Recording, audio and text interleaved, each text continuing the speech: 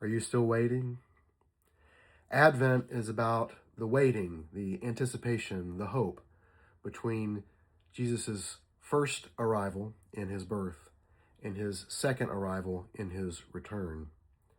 We've been celebrating this time leading up to Christmas Eve and now Christmas Day, Jesus' first arrival.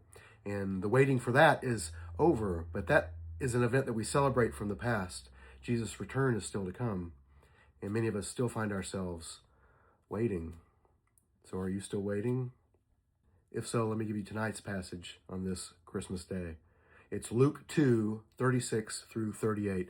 Here's the context. Jesus is a baby. He's been brought to the temple to be presented as the law requires.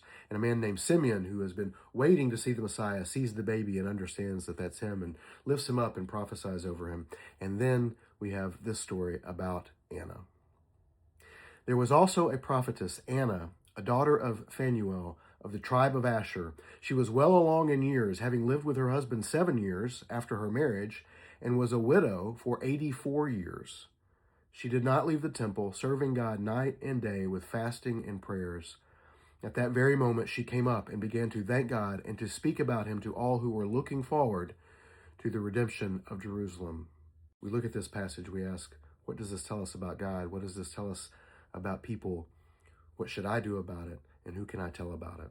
What does this say about God? Well, it says that God's time is not our time.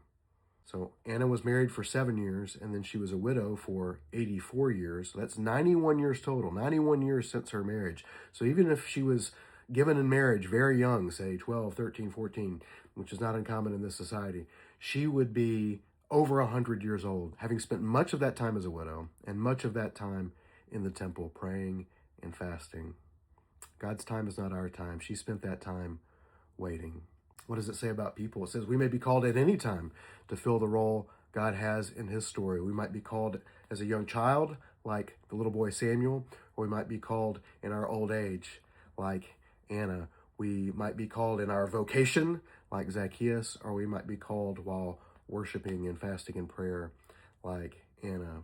Notice what Anna does when she does see him. She speaks about him to all who are looking forward to the redemption of Jerusalem. So even after waiting this whole time, and she has this encounter with Jesus, Jesus is still a baby, and he must grow into adulthood before these things are to take place. And so still, she waits.